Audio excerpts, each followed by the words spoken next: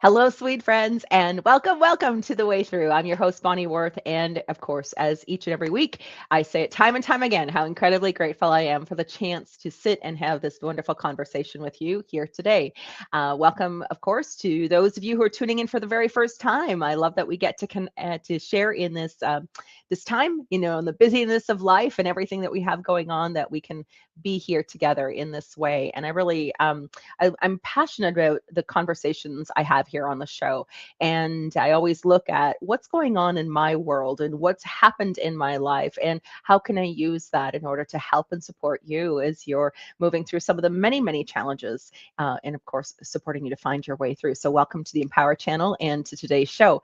I'm talking today about being the grounded medium. And this is a really this is really kind of taking what we might see as traditional grounding practices or traditional approaches to spirit communication in maybe a little bit of a twist or turn from what maybe you've heard me previously talk about on the show, or even maybe what has been previously studied or have been a part of bigger conversations within the spiritual development community. I think one of the biggest things we're seeing here is the evolution of everything in our life. So we, of course, cannot step into this new era and consider everything that's happening in the world around us without recognizing that things are really changing. I talked last week on the show, at least I think it was last week or might have been the week before, about how we are becoming more and more sensitized in terms of our connection to the non-physical world, an increase of energy, an increase of sensitivity through what are a lot of the massive, I would say, upgrades or activations that are taking place as a part of universal divine kind of order. I would say universal design, even for the evolution of humanity. And so we're seeing a lot of, great expansive things, but of course we're also seeing a lot of narrowing, fear-based information as well. So we're sitting here to really, as we're moving through, and I keep considering it as a precipice. Like, I don't really believe that we're all the way into the furthest most point where we can say we're in the new era. There are all of these preparations, all of these upgrades, all of these considerations and life choices that we're all being presented with as we, move forward and we, even move beyond even just 2026. What does life look like for all of us? And for those of you who are energy sensitives, who are mediums, who are, the healers of the world, not only do we look at there being an increase of what is necessity for purpose through the work that you are called to do, it really is, we can look at it as being the way showing for the world as it evolves, because we have been dealing with energy sensitivities for many, like myself, for my whole, the whole life, right? Our whole life we've been accustomed to navigating energy, navigating the unseen world, navigating what are the highs and lows that can play out as a result of being an empath, or being just even someone who understands and knows the physical and the intangible world, as opposed to what is the linear and what is the conditioned aspect of life. And so when we look at increased sensitivity, and that's what I talked about a couple, like I said last week or a couple weeks on the show, where I talked about neuroscientists are beginning to prove and understand that we have 34 senses. So way more senses than what we do beyond the five senses that we've come to know and understand. When we look at it in terms of being psychic, of being empaths, of mediums, this means that we've had traditionally experiences that have been led in spiritual communication based on the origin of those original five senses. So we look at, clairsentience and clairvoyance and clairaudience, and all those ways that we communicate with the non-physical world based on those energy impressions. And so what not only what we, as mediums, we receive energetic impressions from the spirit world. We're talking to another, I say spirit world, but it can be, another being. And where we look at psychically, it's about not it's about more of a perception of energy, being able to read the energy and getting a clear understanding of what sits within the information within that energy. So we've been navigating this for a long time, and we've been working within this comfortable sensory system that we've had for many, many years. We've all, become skilled in it. And where we look at an increase of sensitivity means this activation of these other 34, well, actually it would be another 29 senses that we're becoming aware of. And I'm saying we're becoming aware of it because everything within spiritual development, everything within communication, everything is shifting and changing from what we understood it to be to expanding in greater potential. We can see it happening in the world, all the structures and things that we've been accustomed to, what we've been used to, how we've operated before. All those systems are being shaken up, right? There's a lot of change that's happening, or an influx of change that's taking place in the world around us. So we can look at both what is the physical and non-physical world and understand that there is evolution going on, which means that we, as those who are communicating with the non-physical world, things are evolving for us too. So things are changing and shifting. And that's really where I want to dive into in the show here today, is really looking at, the show's called The Grounded Medium. And so recognizing, how do we process all of this influx of energy? How do we make sense of this increased sensitivity that we have without losing ourselves in the process? Now, when we, for those of you who are energy sensitives, you know how quickly the line between other people's stuff and our stuff gets very convoluted, and how we've been in, struggling to, in some degree, in being able to live and function with that sensitivity up until this point. So it's not like I'm throwing a bomb at you or something today, but it's this heightened sensitivity means that it's going to become even more challenging for us to navigate, even more challenging to navigate, but also within it a lot of invitations so that we can have ease in navigating it. And that's really, what some of the content and information I want to share with you here today. How do we create ease? How do we stay grounded within ourselves, within our life, within doing this work through this incredible evolutionary time? Well, we look at first, okay, there is what we understand to know is, of course, separation. Separation has been a part of, our vocabulary, our awareness. We've been talking a lot about separation over the years, separation within our, low self, high self. Separation we see happening, even in as human beings, separate based on beliefs and cultures and everything.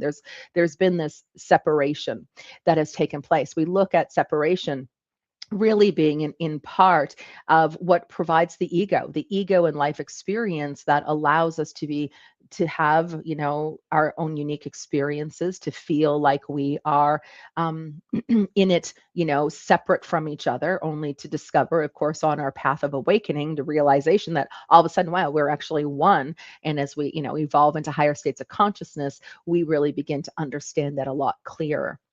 But separation happens in terms of the physical, non-physical world as well. So our physical body, this human instrument that we have, it's what creates separation from the non-physical world. It's, we are a spirit having a human experience, and we are in the human experience. We're in the physical body. So we're already dealing with a scope of separation from the non-physical world. And so when we look at spiritual communication and we work, between worlds, we're looking at bridging that gap between the physical and non-physical realities, and how, and doing the practices and, developing the skills so that we're able to sustain those connections and flow in communication, and of course, be healthy and well in the process. The other thing that really creates separation, so not only do we have already the physical separation that takes place, we also have what is separation based on the fear-based consciousness that is around this very light work that many of us are called to do. So that fear-based consciousness, when we look at, that's really what contributes to the veil. And of course, you've heard of the veil. The veil is the separation or the layer of separation between the physical, non-physical. So we have our physical body that's creating separation. We have the veil, which is, if you've tuned into my show before, or you've taken any training with me, to understand is that we've created it as human beings. We've created it. It doesn't actually exist, but it's because of our fear-based consciousness. It's because of our own fears and the barriers that we have, even spiritual blocks that we have within our energy field, that create this illusion of separation. And illusion, reality's illusion. There's an illusion, but it's very real for us to have to work through. Where that's a part of what creates this human experience for us. So, what is this fear-based consciousness? What is this all about? Well, we look at it in terms of understanding the ego, where we look at, its feelings of being separated from our own self, being separate from other people, like we don't fit in, we don't belong.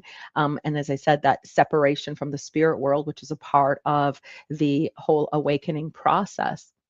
But our ego is what keeps us separate. So it's in the construct of our own sense of self, our identity, our personal beliefs. And so it operates as a protective layer. It operates based on the condition and the context and everything that are a part of, what give us this human designed experience.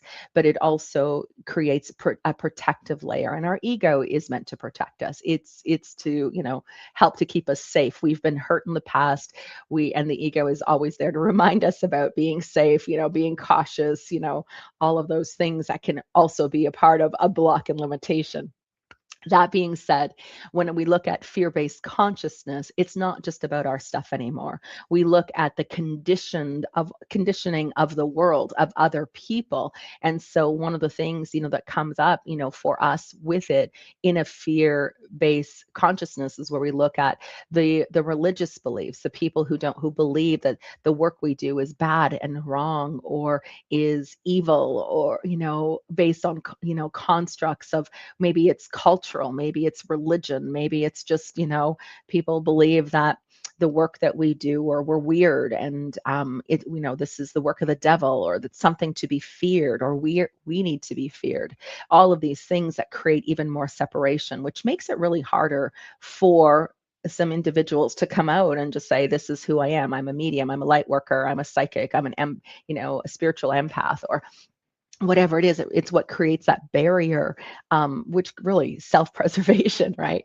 So we look at fear-based consciousness is really what amplifies what can be some of the challenges that we have even self-imposed upon ourselves, whether those are self-imposed layers that are conscious or unconscious.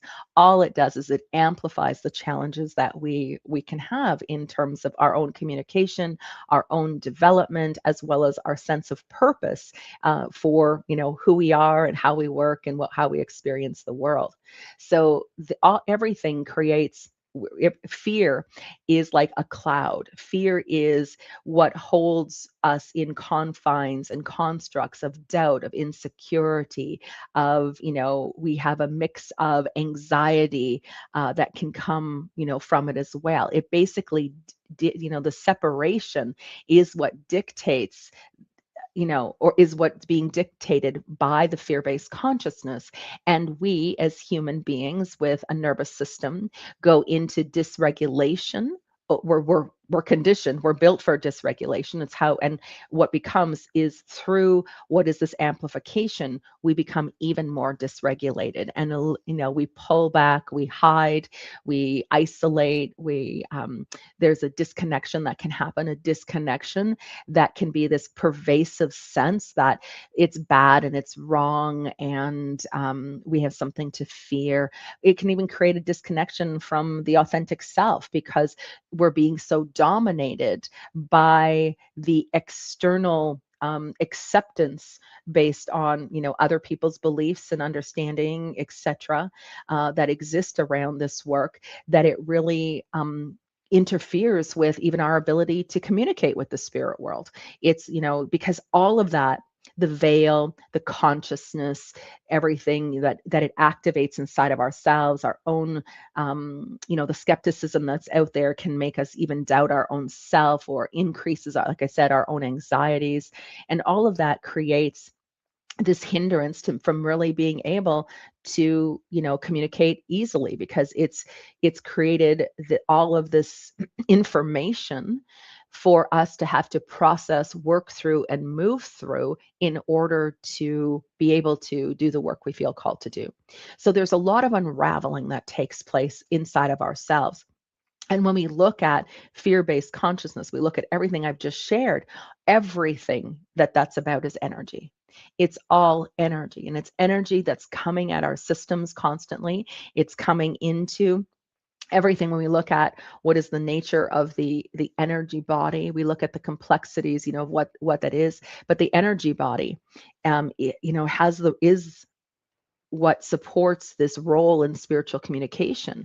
And so the energy body encompasses all of this energy, everything that permeates in our physical reality, everything that is a part, so everything that's out there in the world, everything that's coming at us, the energy, the thoughts, the feelings, the information that's in the energy that's out there that we're taking on or becoming layered with. It also permeates within what is, our chakra systems, the meridian, the subtle body fields. All of that is, what supports our spiritual communication. And when the energy body is clear and balanced and easy for us to be able to receive from, and work with the non-physical world, that framework is what enhances our abilities. But when it is convoluted, and when it is full of the information based on separation, it's what creates misinterpretation of what's being shared from the non-physical world. It creates blocks in in our system, blocks where energy would normally flow. We can become very confused, very confused in what it is we're receiving, confused even about our own sense of purpose, or confused even about our own personal invitations based on what is evolving or expanding the work that we're doing. So everything begins to interfere. Everything creates this chaotic all this chaotic information in our systems that creates further separation, right? So we continue to separate. It continues to get heavy and weighted. And it's like, for lack of a better way of saying it, it's like this black cloud that we're constantly needing to clear up, clean out, and permeate in some way so that we're able to do the work we feel called to do. So separation is there. It happens, it's a part of our awakening. It's a part of understanding, life in general, understanding ourselves at the deepest level, and looking at, that conditioning, what's played out, and what's there that's interfering or making it really, challenging for us to get the spiritual insights even into our daily lives. So we look at, okay, we have the energy body that is involved very closely in separation. I mentioned the nervous system. Now, the nervous system is our regulator, and so it serves as the body's communication network. So it's constantly translating that energy that's there. So the energy body is in translation, and the nervous system is picking up on the energy. It's what is creating, the fight or flight when we look at engaging with the spirit world. When our nervous system becomes activated due to the high sensitivity that we have to those spiritual energies, it can become overstimulated, which means it can lead to emotional dysregulation. It can increase anxiety and overwhelm, but it can also, because of activation or an overstimulation, it can also go into what in the reverse is a decrease of regulation or dysregulation. So when we look at understanding, yes, we have the energy body. There's energy everywhere that we're dealing with already. Now we have what's sitting in our energy body, everything that creates the blocks, the confusion, the misinterpretation of energy, while still working with our own physical body, our own physical nervous system, where we look at, okay, this too can make it even more difficult to be able to have the accuracy between worlds, to be able to sustain even the connection between worlds for long periods of time. And so the key when we look at, well, how do we become grounded? How do we ensure that we're not in a place of separation, but creating that connection, means that we have to harmonize those two systems. We have to bring both the energy body, we have to manage, and allow for the energy bodies to be able to flow the energy and communicate healthfully with our nervous system, as well as being able to regulate our nervous system so that it's not becoming overwhelmed. It's not creating the contraction or in response to what it believes as a threat of that impacting energy coming in as communication from the non-physical world. So harmonizing the two systems becomes important. So yes, there's one, the energy flow and management, but it's also understanding our own emotional regulation. So part of regulating the energy body as well as the physical body is about understanding our emotional regulation. And so this is what plays a really important part here too. So we look at, this is where our, the things that we can do so that we feel safe in it, we feel safe in the connections, in those spiritual connections. The regulation, the emotional body is basically the bridge between the physical and non-physical world. It is the emotional body that dictates our vibration, and our vibration is what creates the signal to the non-physical world and attracts and communicates. It's what holds that stable connection to the other side. So we look at, yes, we have this, create the harmonization between the energy and the physical, the non-physical part of who we are and the physical part of who we are. But in doing so is required for us to really process what are the emotional components of our own feelings, our own emotions, the things that maybe we've suppressed or we've denied within our own self. So we look at, there's so much. When I always say, we have spirit has its role in communication with us, and we might sit and do readings for someone and they have a role, and they're coming and asking for it. But we are the we are the intermediate, we are the intimate, I can't even say the word today. We are the bridge. We are the connection, the link between the physical and non-physical, which means the relationship that we have with ourselves and the relationship between the emotional body that's going to be able to process and hold a higher vibration. That's why we need to do our work. It's why we need to clean out and clear up all of those, our own woundedness, all of our all of our hurts, all of our belief systems that we have that have led us to believe that doing this work is wrong and it's evil and it's bad and we should, be who we are, or in some way, we're flawed in our very design, whatever, sits there. We have to look at those thoughts, those belief systems, the impact of the emotional charge that it brings, because that's what dictates our communication. That's what allows us to feel connected and for that information to flow. But more importantly, in flowing, we also need to remember we're creating what is stability. Stability because of when we're well regulated, the nervous system, the energy body, there's a feedback loop that becomes reciprocal. So we look at a flow of energy that creates better communication.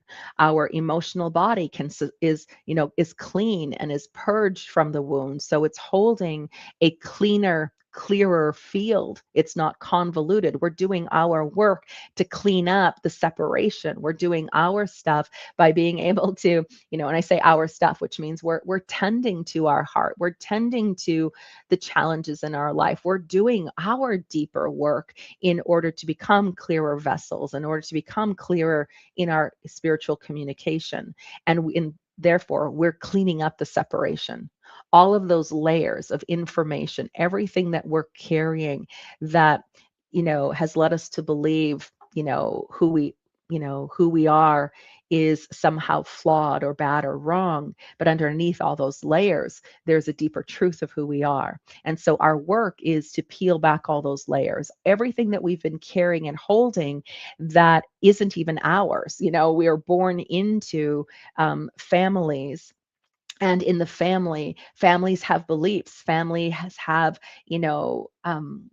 a whole consciousness or familial patterns that we're born into that dictate behaviors and beliefs and what we understand or know to be true about ourselves. There's all the conditioning that comes in based on ancestral conditioning, the information that we carry even within our karmic field that we bring in and we inherit from other lifetimes. We look at the collective, we look at, as I said, the fear-based consciousness that exists, all those beliefs and all of the energy that's impacting.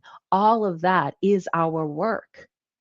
It's all of that. It's is required of us to be able to alchemize, to clean up, to clear out, to heal, to move and separate out from, so that we can become clearer channels. And we're already separated. We're already in separation. So I want to be clear here in what I'm saying is we have already been humanly designed for separation.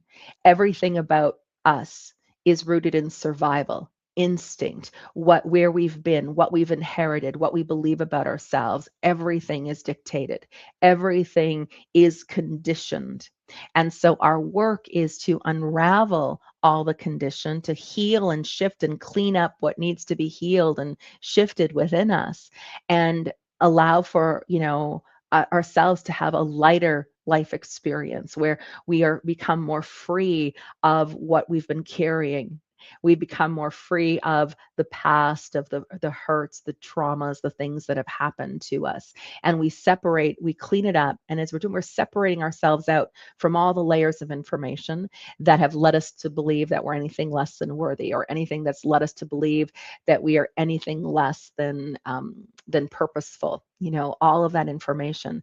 And what we do is we begin to separate ourselves out of everything that's not us, everything that is not our deeper truth, everything that has led us to believe in a version of who we are, but not in the truth of who we are. And that's our work. So our work is to clean it all up. The work is to be able to move, is to one, to go from being in a place of separation to understanding and knowing our own oneness by being able to separate out from everything that we are not. And then from that place, we begin to really help and support our spiritual communication and our purpose, and answer what is, we could say, our calling or dharma in this lifetime, because we're doing it from a place where we are now in connection with truth, and we have this energy system that is allowing for us to exist and be in a regulated state in the energy body, a regulated state within the emotional body, a regulated state within our very own nervous system. So how do we do this? Well, we do this by creating really, what would be in any form, we could say, is how do we do this? Well, regulation is embodiment, which means that we have fully integrated the mind body. We have fully integrated with the energy. We've become very consciously aware of the information that is coming at us. We're very aware of the information.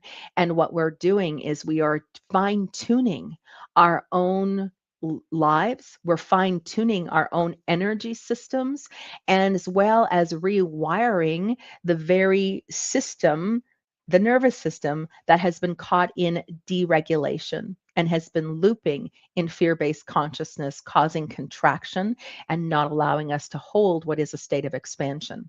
So this isn't about what I want to say traditional grounding practices. This is, again, we look at the evolutionary aspects of spiritual communication, just like as I go back to the start of the show, when we look at the evolutionary understanding of the very fact that we have, 34 senses and not the five that we've known, that we've had. And so the increase or amplification that is happening in our sensitivity requires us to become much more consciously aware of our system and taking care and responsibility for the energy that we are being, the managing our energy, moving our energy, doing our part to clear and shift and raise our energy, our whole vibrational fields, so that we have smoother exchange between the physical and non-physical world, but we also have a smoother exchange with life itself, with other people, with the dynamics of things that are playing out on the greater world stage. So we look, okay, how do we do this? Well, in my programs, I have spoken about, and you maybe even heard me speak on the show before, about our three basic spiritual needs. And our three basic spiritual needs are what begin to create a harmonization between the physical and non-physical bodies.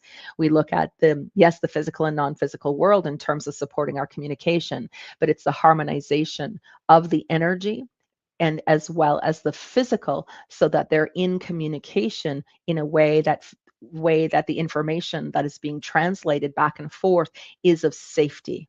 So this goes beyond just what would be our regular or would have been traditional grounding practices, because we look at, okay, we have to have integrated practices that allow for enhanced regulation. So it's not simply grounding practices anymore, integrative practices, integrated practices for regulation.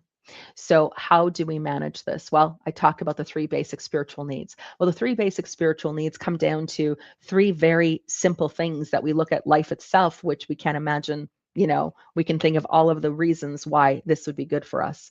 I'm going to explain the energy and what is the integrated practice piece of it. Number one is hydration. We know and understand we need to drink lots of water, but hydration is what allows for, one, the cells of the body to be supported in our health and vitality, but the body to be supported so that the energy between worlds can flow through the cellular information in our body, so we can receive the impressions from the spirit world.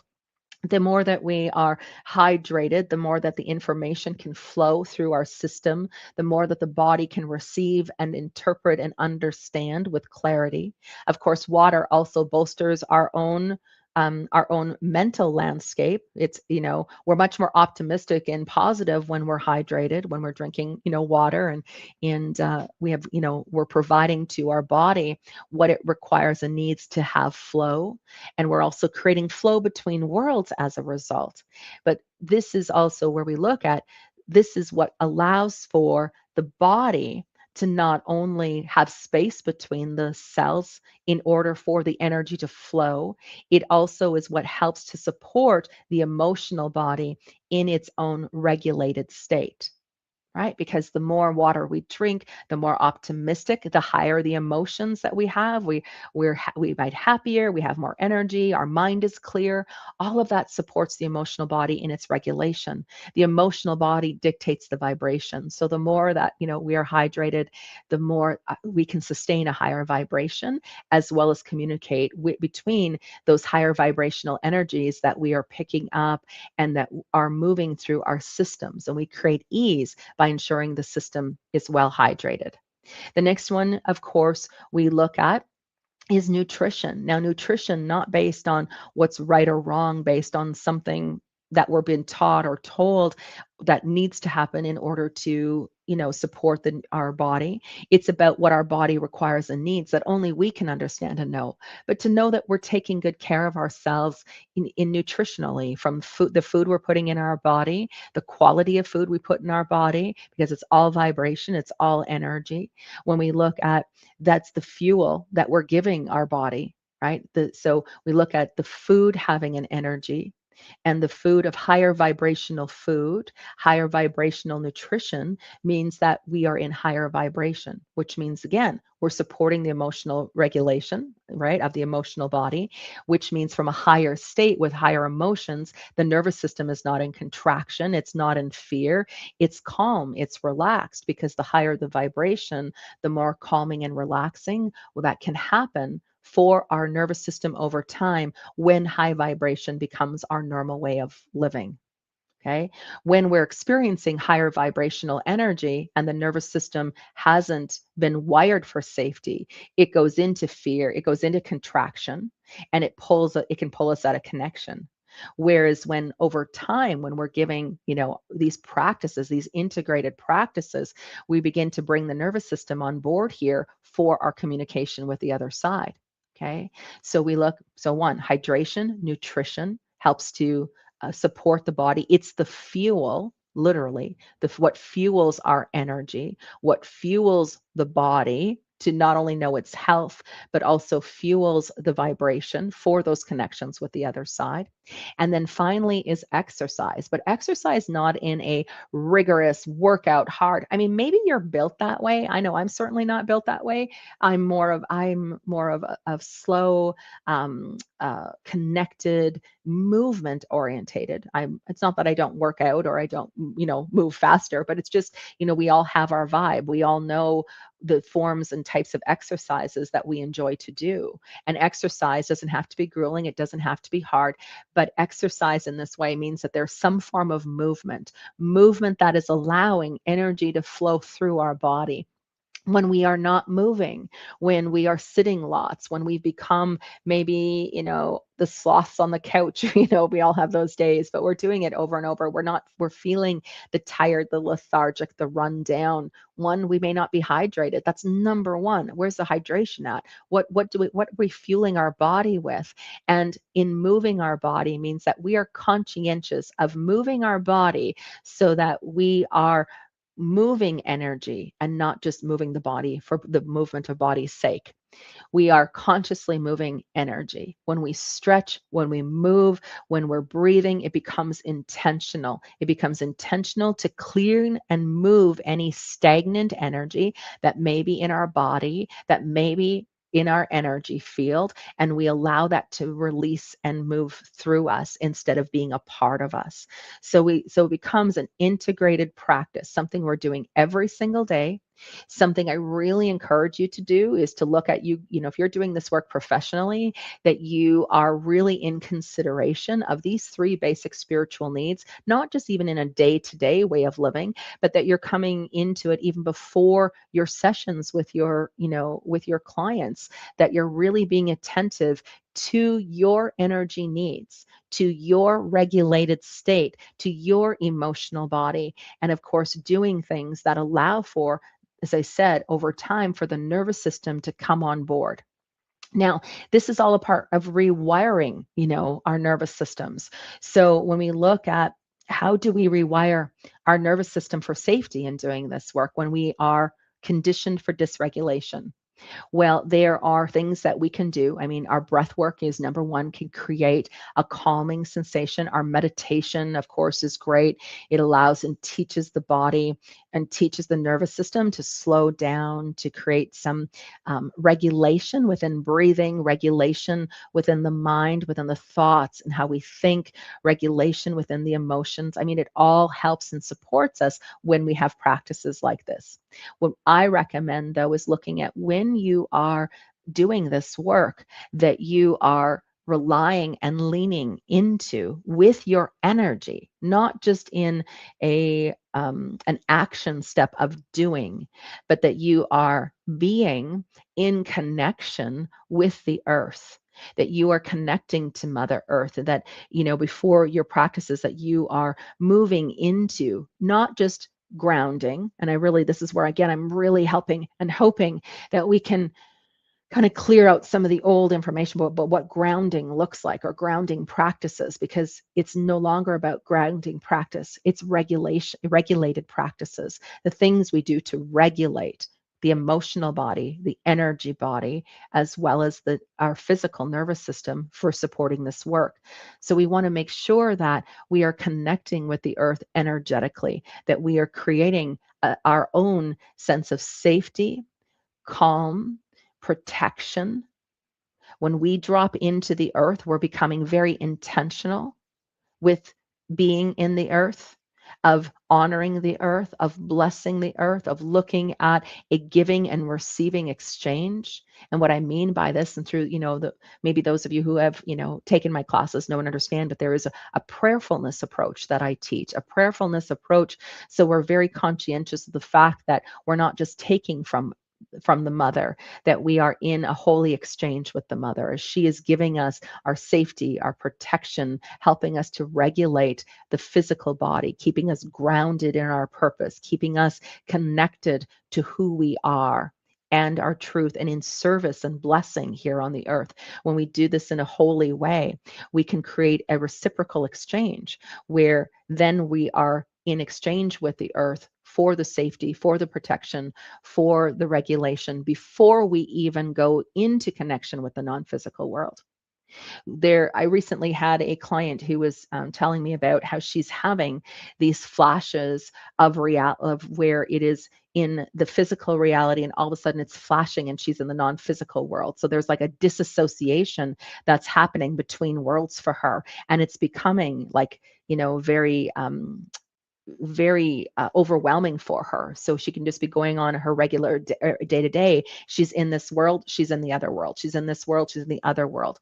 Well, what that is a result or a loss of, not a grounding cord, the loss of connection to this physical plane, to the earth energy, to what is the stabilizing force that helps and supports our connection to the other side. You see, because we can do this work without losing our grounding cord. We can do this work. I mean, it's just a belief that we need to ground. It's just a belief, but this is where I'm saying this is about integrated regulation, which is about energetic exchange.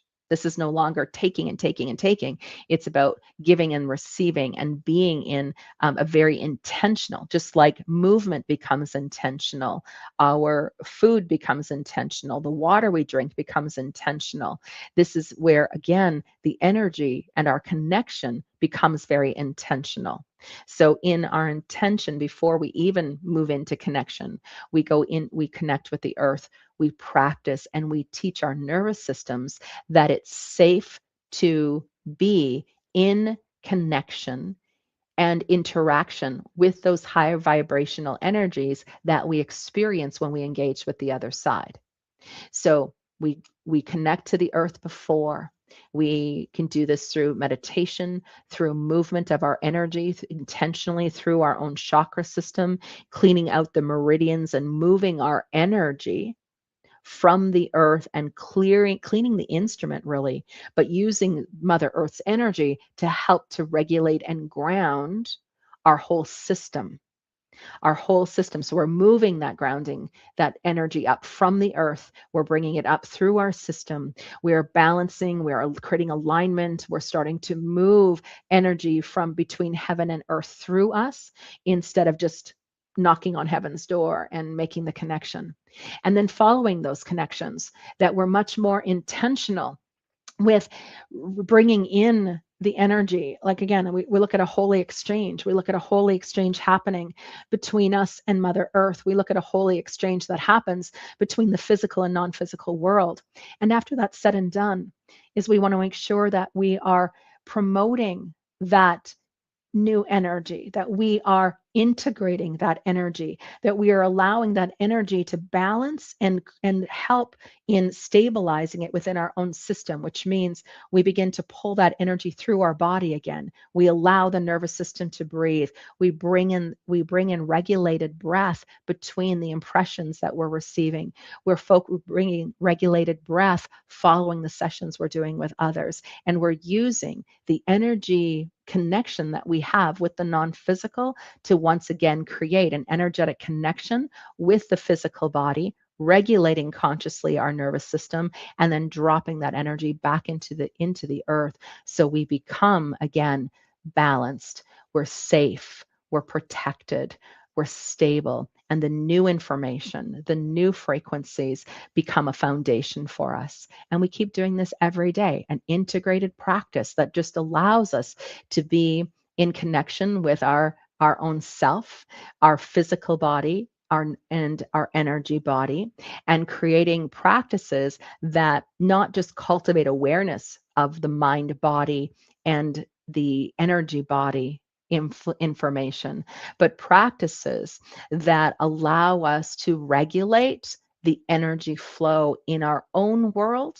and the energy flow between worlds. Okay. And we, as I said, we do this. We understand our practices, taking care of our energy, taking care of the body, taking care of the one who is holding all of that light becomes essential. All right, my sweet friends. Well, I hope something today that I shared on the show was helpful and beneficial for you. Of course, so grateful for your time and for being here today. And remember, no matter the challenges that are happening in life, the challenges that you have in your spiritual communication, there is always a way through. Thanks for tuning in. Bye for now.